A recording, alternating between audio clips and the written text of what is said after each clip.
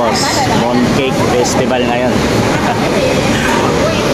Yan ay tradisyon ng mga Chinese at dito din sa Vietnam mga boss. Dito sa akin lang mesa. Ayan, kita mo. Para sa mga workers.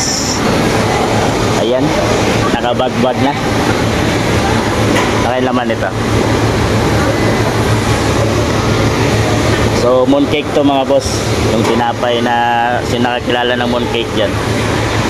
May 2 piraso ang laman. So ganun kalaki. Kurang bibig ka. Yan yung mga crazy kukuha na. Asan daw? Nangihingi ako. Wala yung for Pinoy, mga worker lang. Madaya no. Dapat mayroon din kami. Sila lang yung mayroon.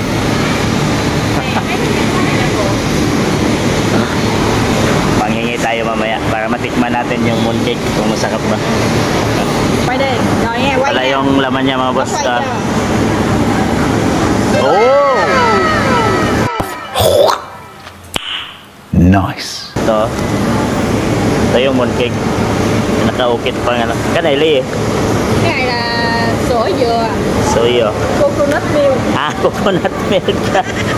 Coconut milk pala ang ano dyan. Galing to. Magaling magano. Chinese. Yan, kinukuha na nila. Kanya-kanya na nang kuha.